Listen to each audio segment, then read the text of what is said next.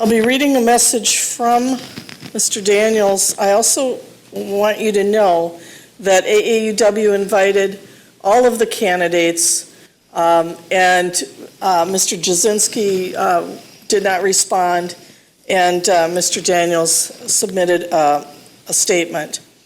So in terms of his background, he says that he currently lives in Faribault. He's lived here for 26 years with his wife of 44 years, Liz. We have 4 adult children and 7 grandchildren. I grew up in northern Minnesota, and when I was 19, I took over the family's Suzuki Polaris dealership. My wife and I were able to turn it into a profitable business in less than 2 years. We sold the business in 1985 because of the extremely high interest rates. Our floor plan was at 22%, and when we only made around 5% profit, it became impossible to continue the operation. I went to work for 2 other similar businesses that I helped to turn around and make them profitable again. Then we moved to Faribault in 1996 because our oldest son was attending the State School for the Deaf in Faribault, and we wanted to keep the family together. After a short period of time, I started at Northern Tool and Equipment, where I worked for 17 years. That's when my sister, Representative Marion O'Neill, asked me to consider running for the legislature. I won the miracle race of 2014. My top priorities, if I'm elected, are number 1, bring safety back to Minnesota. Number 2, fight inflation. Number 3, return the massive surplus in permanent tax relief.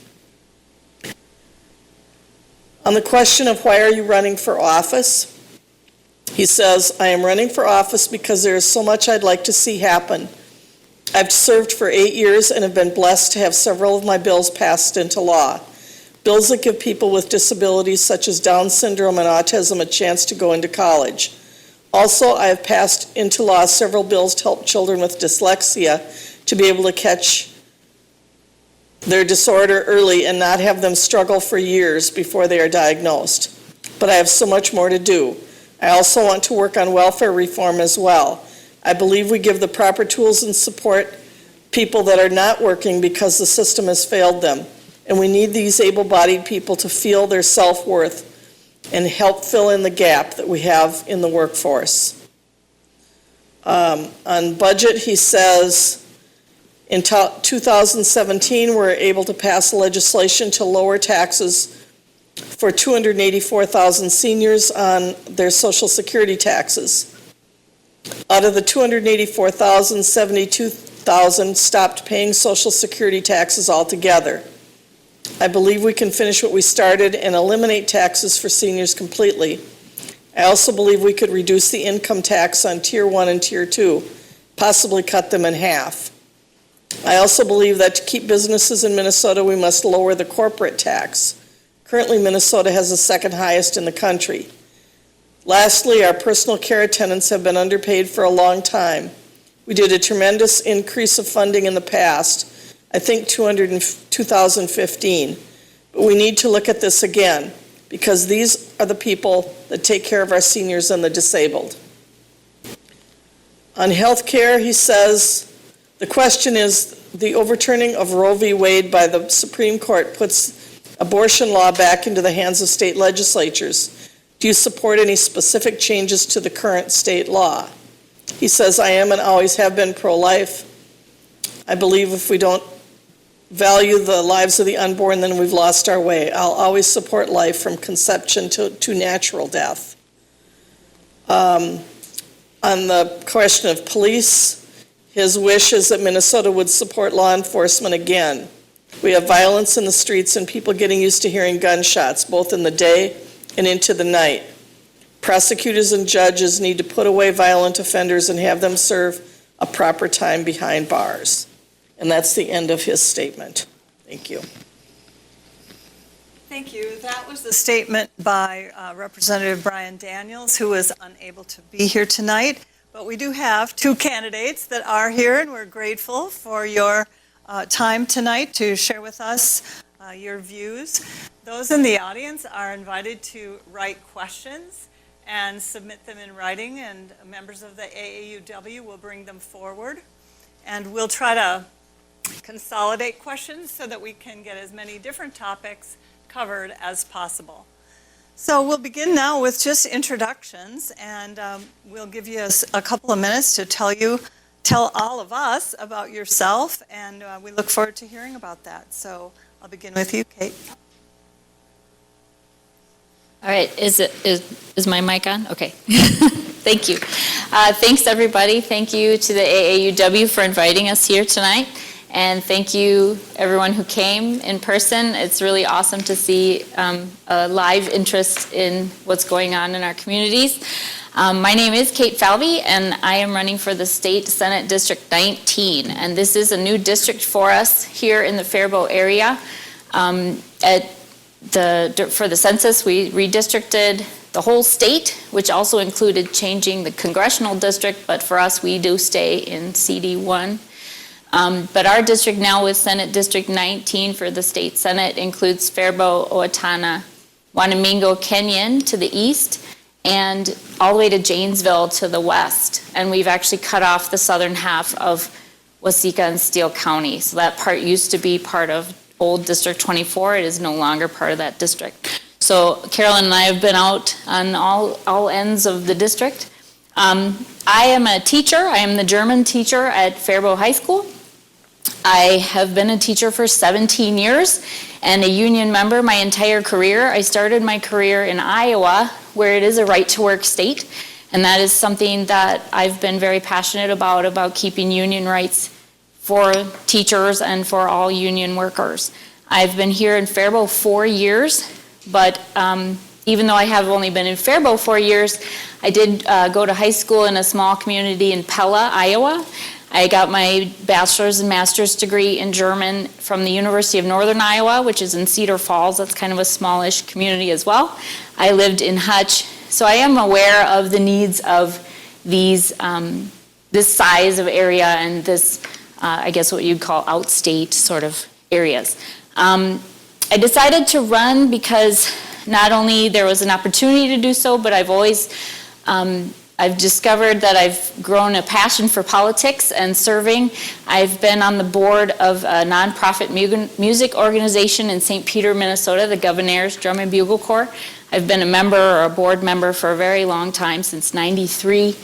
And now I've just taken them actually on the trip to Austria this summer. So I've got a passion for travel and things like this. But I want to serve. I want to be a leader in my community. I moved here to Faribault. I was in the Prior Lake Savage District, and I had no question, no hesitation to move to the community, to make the commitment to my community. So when I was immediately hired, I listed my townhouse up in Savage, and then I came down here. So so I look forward to your questions today and talking to everyone afterwards too. Thank you. Thank you, Kate. So I know that we are trying to be timed very carefully here, but we also notice that you are both here and your incumbent candidates that you're running against are not. And so we'll try to be a little bit flexible about the timing, but we want to get a lot of questions in, so we'll just do the best we can. So we look forward to your introduction, Carolyn. A tech wizard I'm not, but I can turn it on. I'm Carolyn Treadway. I'm grateful and know so many of you. I've been a member of this community for 45 years. I was a teacher in the Faribault Public Schools for 25 years, some of them at Neustrand, while it was still part of the public school system. After early retirement, I was the executive director for a local youth-serving nonprofit that provided out-of-school and summer programming to marginalized youth and their families. Those community involvements that I've had really have made me aware of the tremendous need in Faribault. I've been an active volunteer, both at my church for many years, at the community cafe, both as a volunteer, volunteer leader, and on the board. I've served on the Diversity Coalition. Oh, am I done already? Oh, okay. I'm currently on the Rice County Community Corrections Board. Many of the activities I've been involved in, as well as the school board, have taught me about the legislative process, about how legislation affects local needs, and also how funding works, particularly around school finance.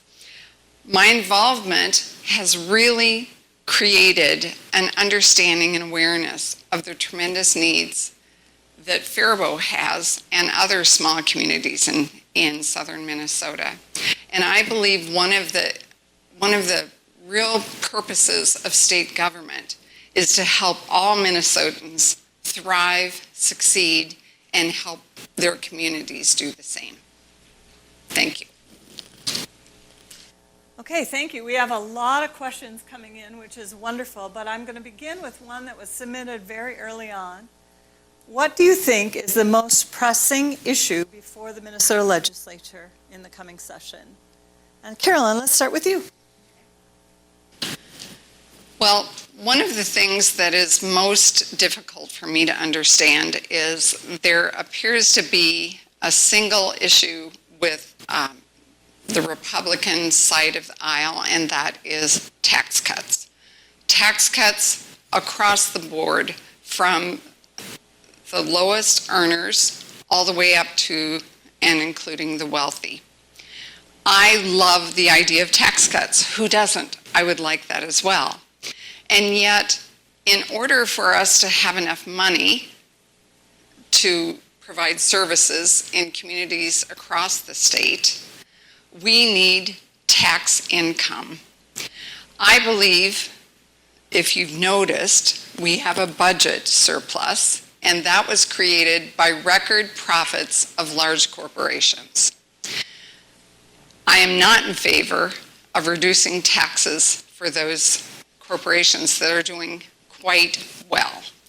I do, however, believe that those families and individuals making $50,000, $100,000 should get tax relief. And yet, I also believe that every decision needs to be a negotiated agreement. It shouldn't be one party over the other. We have to learn to talk with each other and compromise.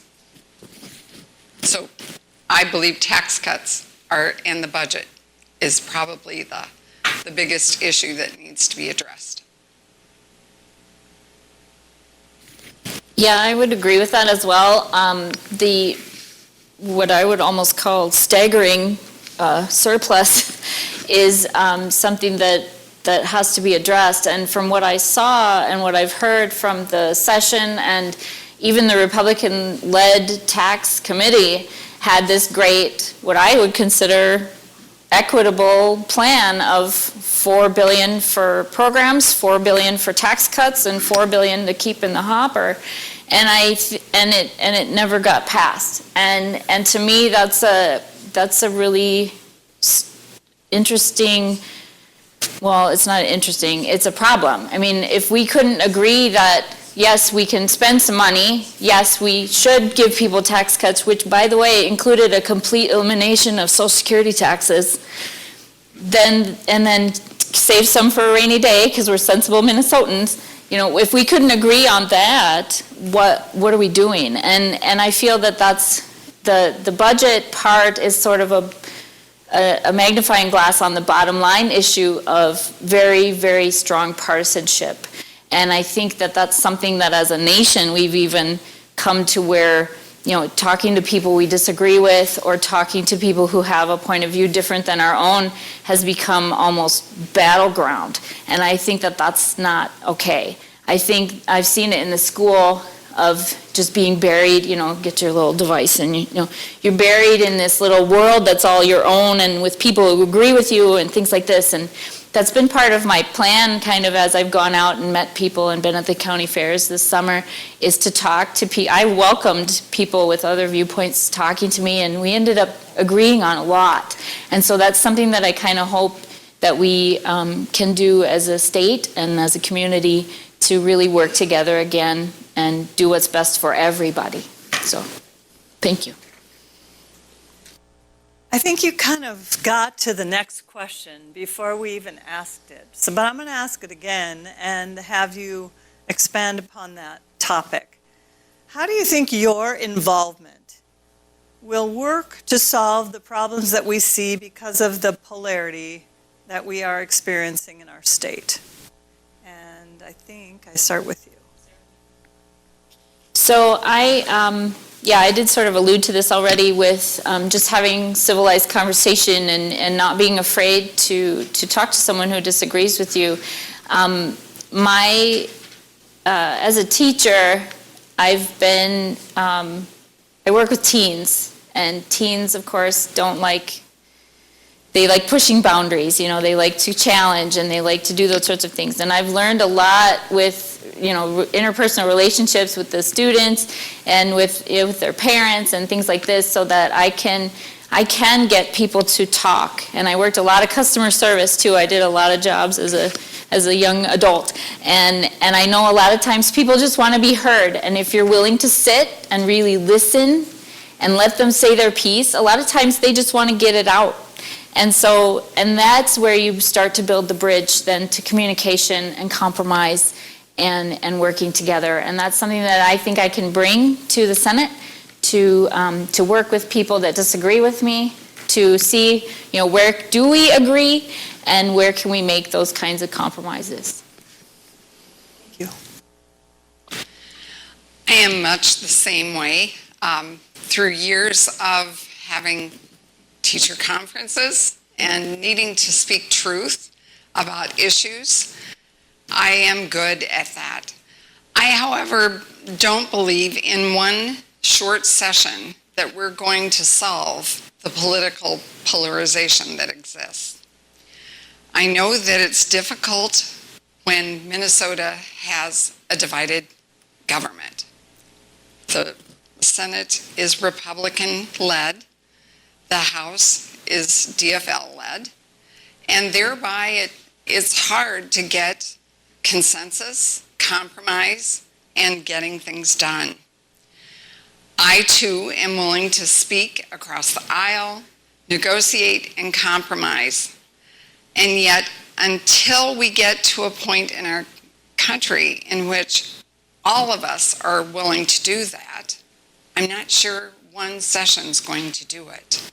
In the meantime, we need to be able to hold ground because democracy depends on it. Thank you. We have a lot of questions here, and we're over here trying to figure out how to get all of them in front of you. So here's one for you. How does holding off on gun control legislation help reduce gun deaths? So I'd like to expand on the question from the audience to have you speak a little bit about crime in general and some of the things that you believe could be done to reduce crime and make us safer in Minnesota. And Carolyn, we start with you. Unfortunately, I believe that there are talking points by both parties, and one of the talking points that is meant to instill fear is crime and violence existing in our communities. There are crimes that are in metro areas. I will say that, and there is a gun violence problem there. Faribault and the communities in southern Minnesota still have a safe crime rate. We're safe. We don't need to be frightened. And yet I also very much believe that we need to make sure that we have adequate background checks, that we keep guns out of the hands of people who are violent or mentally ill, and in some way we need to be able to keep guns safe, locked, and stored, because most of the violence, the gun deaths, are occurring from self-inflicted wounds, suicide. So, yes, Minnesota needs to do something about gun safety, gun violence, but I believe there are common sense ways to deal with that.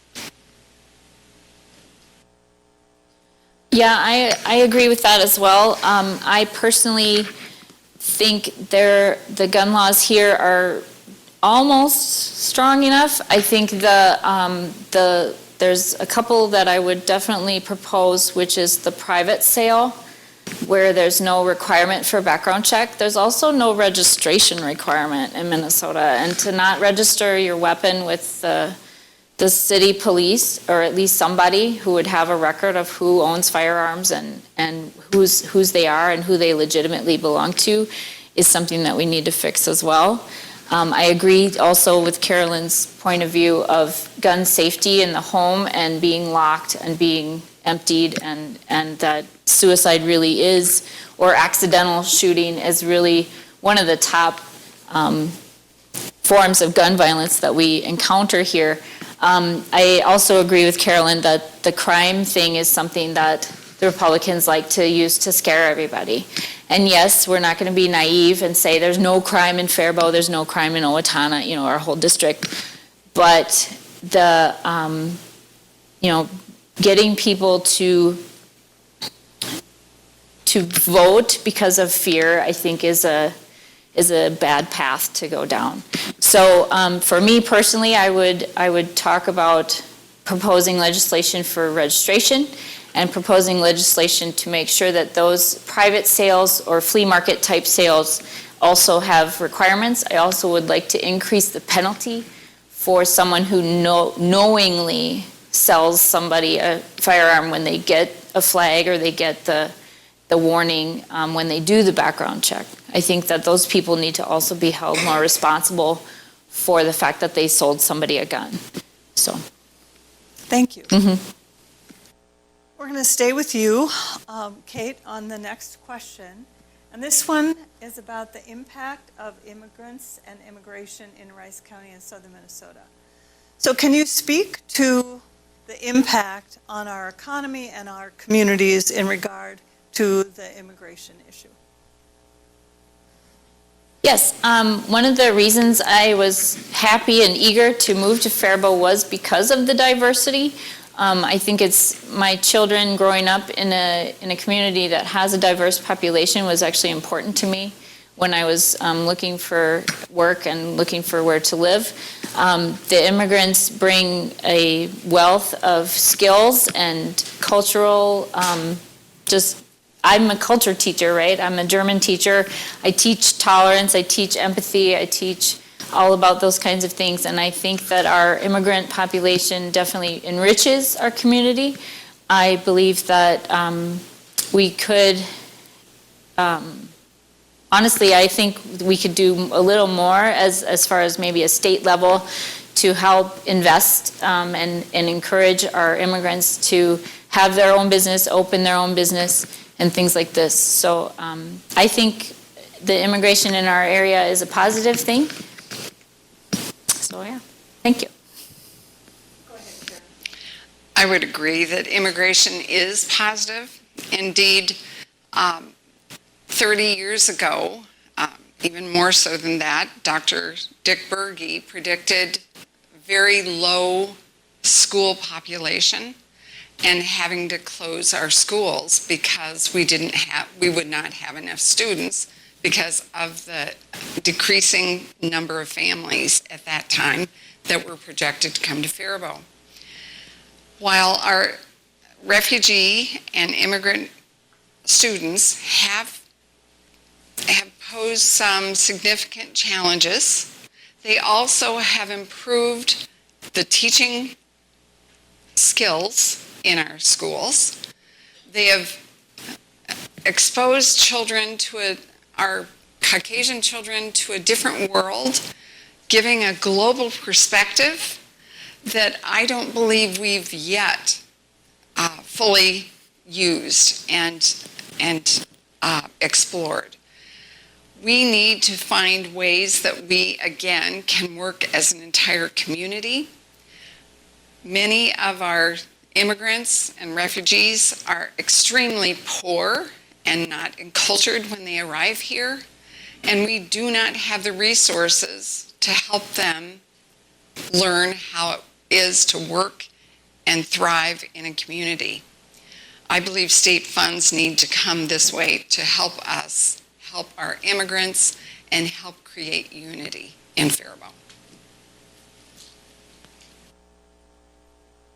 Thank you very much. The next question is asking your opinion of the recent Supreme Court decision on Roe versus Wade. What should our state do, if anything? Carolyn. I believe our state laws are quite adequate right now. I am a person that would never have chosen abortion for myself. And yet I am fearful what happens in cases of rape, incest, where the life of a mother is in danger. We can't have such drastic laws in which there is no flexibility and doctors and their patients can't make the decision on what is best for themselves. I am not my body, my rights kind of person. And yet I also believe that government should not be stepping in and controlling someone else's health decisions.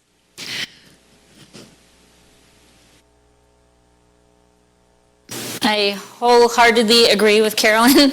I believe that also the laws we have on the books right now for Minnesota are sufficient. One of the things that actually motivated me to run was that if the Supreme Court that we currently have was going to continue to kick things back to the states, that we need to make sure the right people are in the state house. And I think that I'm one of those people. I can make it just really pushed, that was kind of my final push, I think, to make that decision. It is not anyone else's business but mine of what I do for my health and what I do for my family planning. And so I believe that we absolutely should not touch the current laws. We should not make, abortion should remain safe and legal. So. Thank you, Kate. So I'm coming back to you with the next question. And just to remind everybody, if you have additional questions, we welcome them in writing and bring them on forward. And Kate is running for the Senate seat of the newly numbered District 19. So here's a question for you. There are a number of questions that kind of allude to this issue. So just kind of pulling it all together, the question is about the 2020 election. So what do you believe, who do you believe has the rightful seat in the White House Oval Office? I believe that the person in the Oval Office should rightfully be there. Our president is Joe Biden. There was numerous court battles. There were numerous lawsuits. There were numerous recounts. There were numerous hullabaloo, right? And the fraud that was found, and I'm not going to deny that there was none, but what was found was so insignificant, was not enough to overturn anything. It frightens me that some people are still, even 2 years later, just not accepting that this is our president, this is what we did, and some of those things do scare me sort of for our democracy in general, that if the trust in the system is not there, where do we go next? And it's frightening to me a little bit that that people have distrust in the system, and that's something that we need to bring back, I think. There's processes in place in our current elections, and I fully trust our election judges. Our judges are trained. They are from both parties. There's no sinister agenda, and that's something that I know some election judges personally, and they've said it's kind of an insult to be told that they're cheating, And so I think to answer the question, President Joe Biden is the rightful president. So, thank you. It should surprise no one. I believe Joe Biden is my president. I believe he's the president for all of the United States. Declaring election fraud after it has been well established that none existed is polarizing. It is undermining democracy. It is creating division between people and parties that I don't understand is needed. I've served as an election judge, as has Kim. I can assure you that at every turn there are safeguards in place that assure that the vote is fair and accurate. I've stayed there late to ensure it's happened. That is happening across the United States. When we question something as well established and as well documented as our election process, it undermines all levels of government and assurance and trust in it. I believe that conversation around who is our rightful president needs to stop. Thank you. There are a couple of questions here on climate change. And so put your thinking cap on around that. And I'm going to try to kind of consolidate these questions, and I've gotten some help on that. So in recent polls, climate change has been considered a lower priority. So can you tell us your feelings about how much of a priority that issue should be in our state legislature? And what is the role of the legislature in an effort to address climate change? Carolyn, we start with you. Yeah.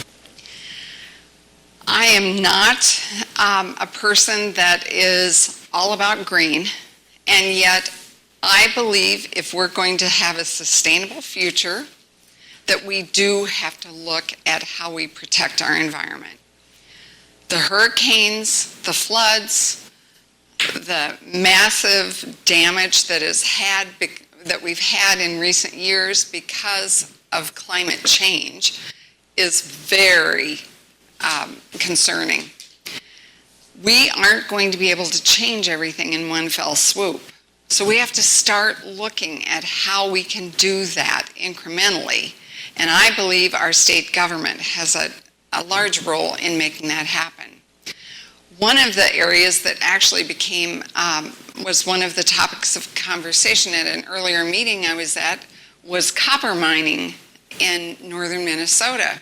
It's really hard to balance economic benefits of how a copper mining business would thrive and help the economy in northern Minnesota. We might need to be able to see how that would work. But I do not believe that we can even consider moving such damaging kinds of industry into pristine areas like the Boundary Waters.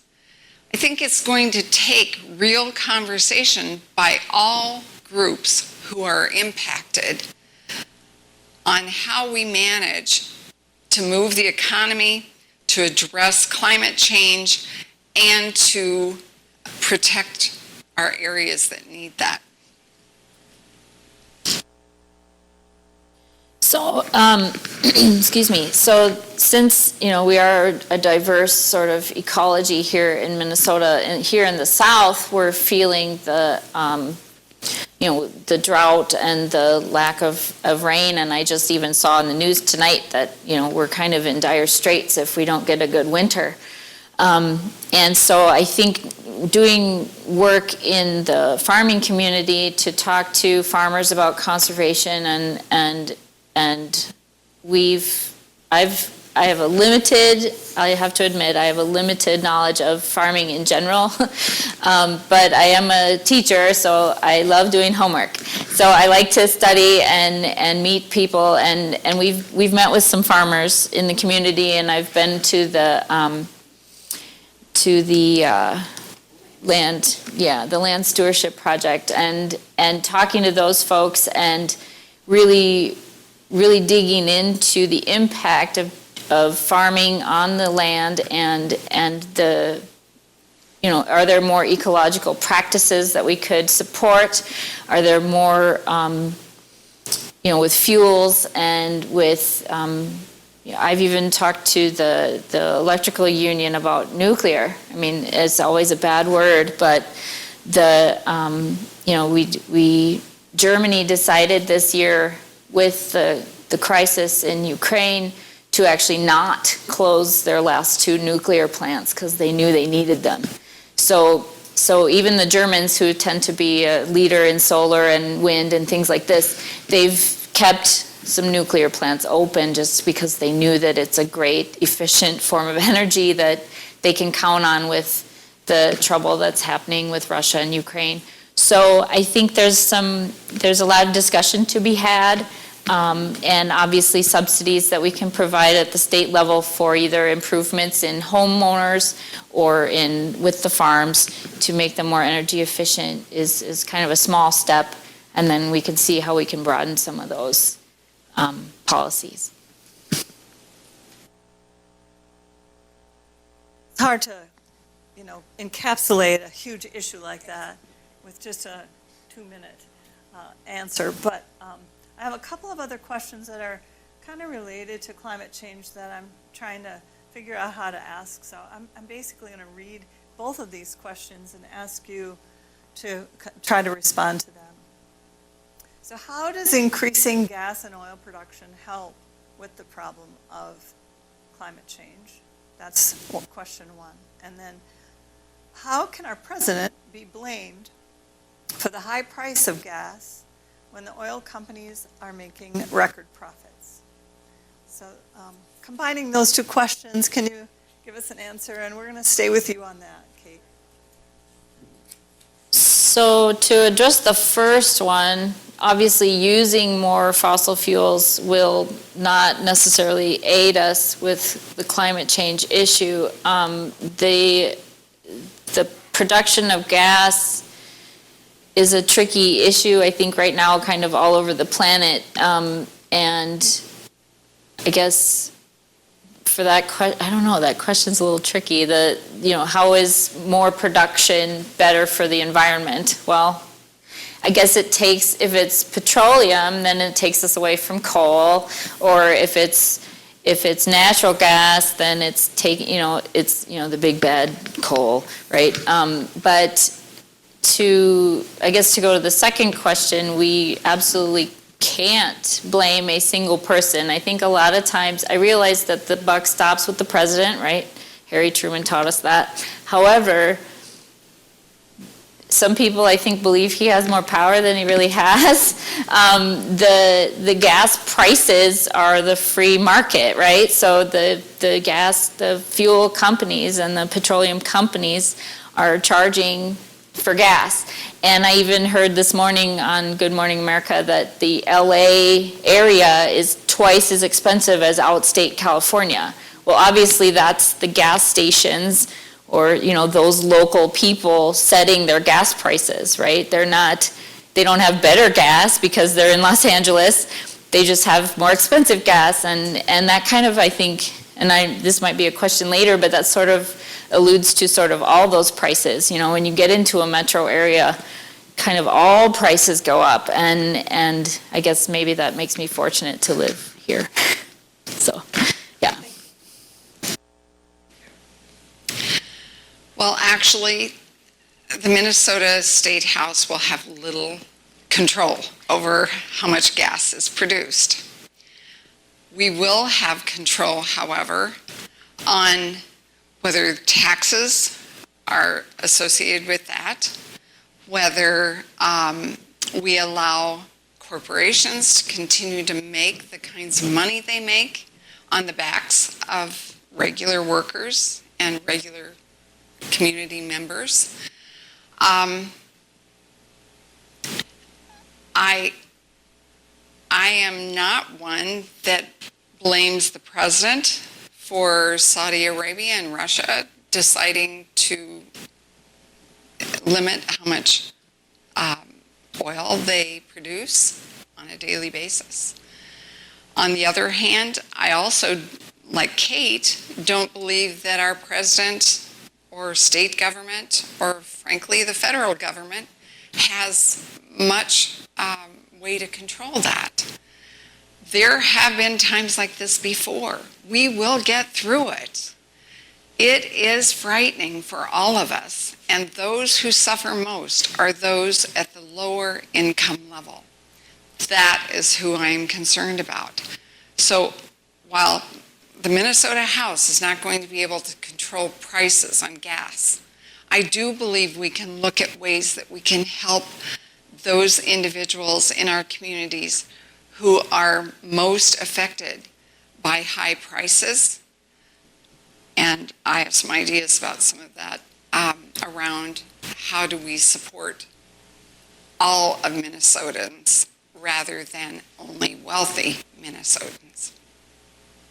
Thank you very much. So the next question, let's talk about the budget. You know, thinking about the priorities for the state budget, the complexity of it. We have a comment from someone in the audience about the many unfunded liabilities that are part of the state budget. So I'm just going to ask you to speak to the money at the state level. And Carolyn, we're going to start with you on that one. Well, last year was not actually a funding year in the biennium, and yet we found ourselves with $9.25 billion of surplus. Since that time, it's grown to over $10 billion that is sitting, that could be benefiting Minnesotans.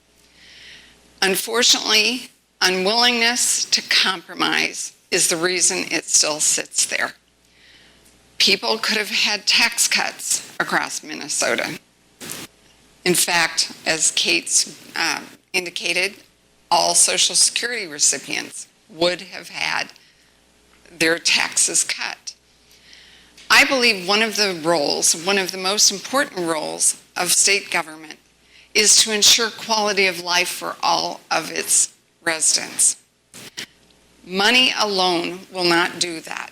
We have to look at how we can leverage resources, including state funding, in order to improve life in our communities for all of us, no matter what our station in life is.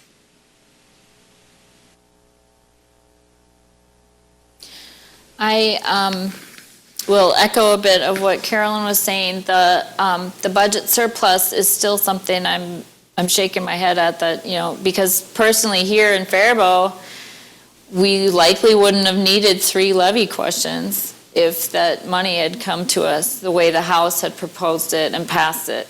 The House wanted to put $1 billion of the four that they were going to give out to programs, $1 billion of it was going to school education. And the biggest unfunded mandate or cross subsidy that we have is special ed.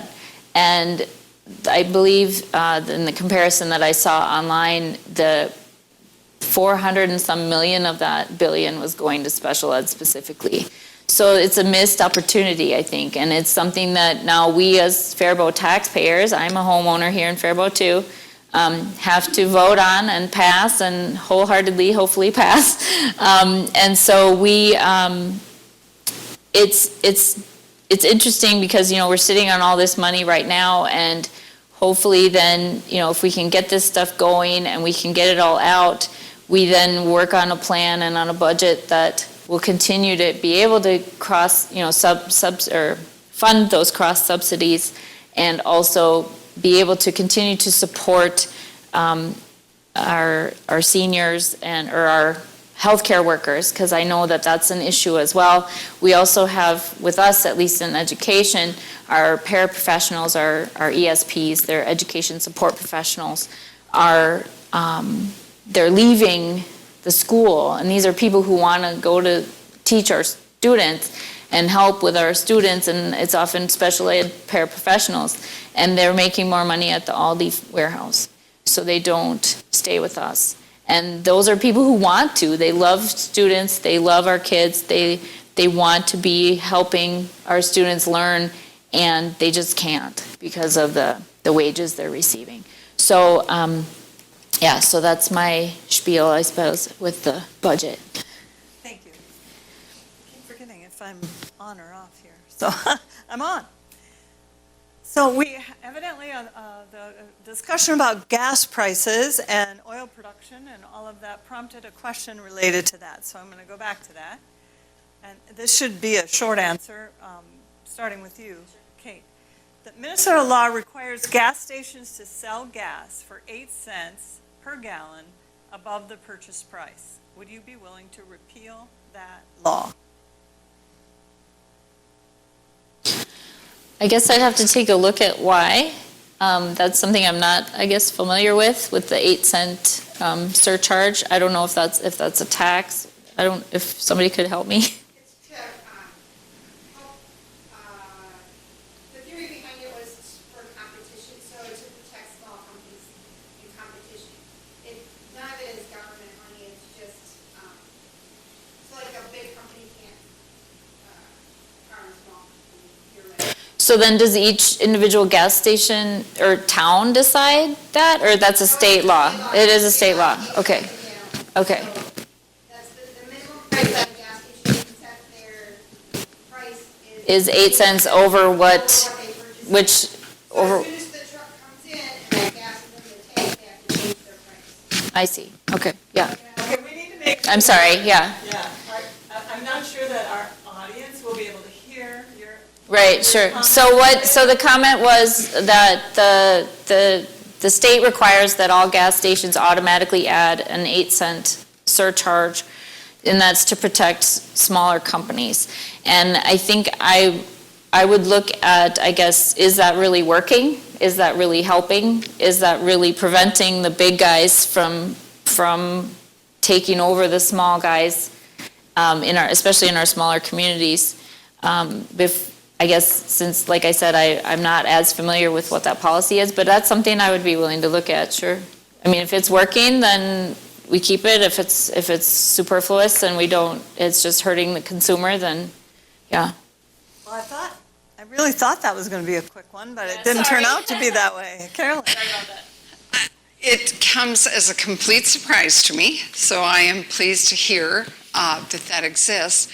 I, like Kate, believe that in all things, there needs to be input from practitioners and people who are affected by that. So I would not be able to hazard a definitive answer about that at this point, but I do believe that if that's an issue that affects gas companies, that we need to look into that. Thank you. Maybe this one will be quick, because we all of a sudden have a whole bunch more, and it'd be great to get to as many as possible. So, where do you stand on the expansion of light rail to Rice County? Carolyn? Man, right now it's really hard to talk about light rail with the debacle that happened with the one that's currently in the works. I think it would be great if we could have some kind of mass transit. There again, I think we'd need to ensure that usage would be there and that it would have the cost effectiveness and benefit to the climate that we want. At this point, I would have some difficulty in saying I would want to invest heavily in that. And yet I also am open if that is what is prioritized as a need in the community. It's not one I've necessarily heard at this point. I would say it would probably be more prudent to look at the lines we already have, the actual full train tracks that already run through town here, and can they connect to get to the cities? And then you can take the light rail from there. It's like what Carolyn said, I don't know if I would fully invest in something brand new at this point. But I agree that if we had a rail to the cities, or a train service to the cities, that it would encourage people to come move here. It would encourage people to invest here in this area, knowing, because we aren't far. It's 35 minutes to Lakeville, right? So I think personally, I would look at the current rail system and what we have, and if it's usable or if it's, negotiable to get to the cities from here, before I would maybe start brand new with the light rail. Thank you. So we have several more questions and very little time. So this is a brand-new topic, and I'm going to try to ask the question as quickly as possible. And then we want to give you each a couple of minutes to make a closing statement or bring up any topic that we've not had the time to ask. So this quick question, maybe, is about THC. It is now legal. However, those who need to pass drug tests for work lose their jobs if they test positive for THC or hemp.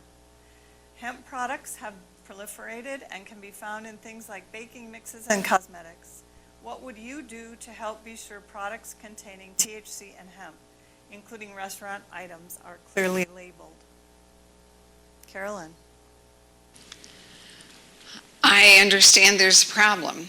I think the legislature jumped into the THC products, particularly edibles, before they did full research on it.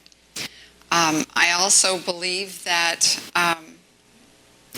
when products like this are available, that it is indeed up to the consumer to check it out, make sure that it is safe to use for their particular situation in life.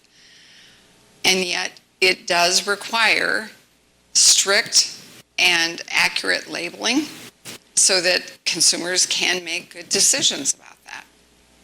I also believe that that no matter what product it is, that there should be regulation around it so that we can ensure our public is safe.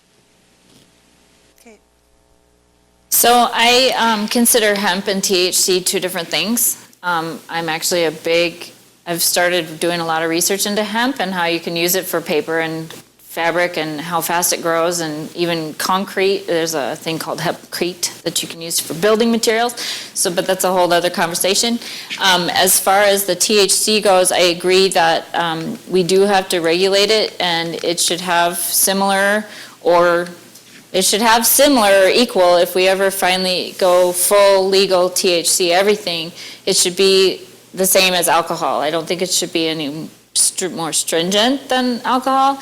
I also believe that, a company has a right to make their own policies regarding THC use. However, I think it might, since that substance stays in your body much longer than alcohol would, I think that it should only be a factor of if you've had an accident, do you have those sort of like firings or reprimands or things like this. Because I know people who use THC to sleep or for pain management, but then they don't use it right before they go to work so that they know that they're fully coherent and they're safe and they go to work. And so it's sort of a weird thing because it stays in your system longer. And so I personally think that companies should take a look at some of their human resource policies regarding THC use. Thank you both, and thank you for the answers that you have provided, and thanks to the audience for the many thoughtful questions you have provided. We have a few more. I wish we could have gotten to them all, but now we need to give the candidates a minute or two to share their closing statements and things they would like to share with us. So we'll begin with you, Kate. Well, thanks so much, everybody, for coming. I am eager to talk to some of you after about if you had some questions maybe that weren't answered tonight.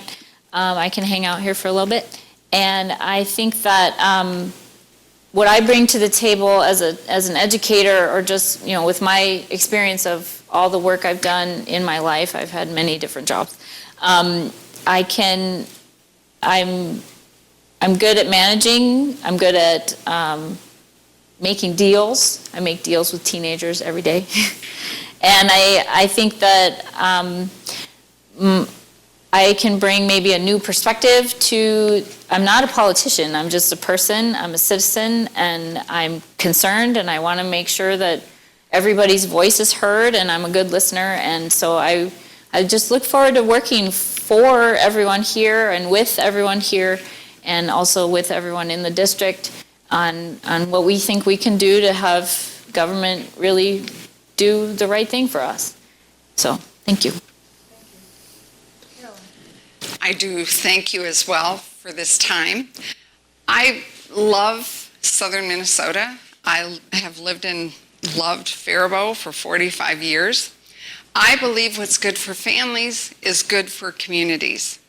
And I have 4 priorities. 3 of them are a very dear concern of mine. I believe that affordable healthcare should be available for people who are in small businesses, self-employed, those individuals who are uninsured workers need expanded public options. We also have a child care crisis in America and in southern Minnesota. We need to be able to look at how we can fund those initiatives so that parents can actually go to work and be productive members of our community. Then we need housing. When new businesses come to look to locate in Faribault, we don't have adequate housing. Families pay far too much for homes. They pay too much for rent because of scarcity of housing. Those are some issues that government can help with. And again, as Kate had alluded to earlier, education throughout Minnesota is paid for largely on the backs of local communities. I believe all communities, no matter whether they're wealthy or whether they have a low tax base, should have equal education for their children. Just because you live in a wealthy district does not mean you should be able to provide a Cadillac education to your child, while those in poor communities have lesser. I think those are issues that there's plenty of money to look at, and those are issues I believe would strengthen families, it would strengthen local economy, and strengthen our community. Thank you, Carolyn. Well, that concludes our forum tonight. I want to thank the women of the AAUW for sponsoring this forum and all of you for providing the great questions. You can listen to this program again on FCTV later in the month. And I'll remind you that early voting is available now. And you can also vote by absentee ballot by going to the Office of Elections at the Rice County Government Center. A week from today, there'll be a forum for the Rice County Commissioner candidates from District 3. And also there will be a forum for the school board members. And then on October 20th, you'll be able to listen in on a forum for the Rice County Sheriff's candidates and the candidates for Rice County Attorney. So on behalf of the AAUW, thank you so much for being here tonight and for listening in.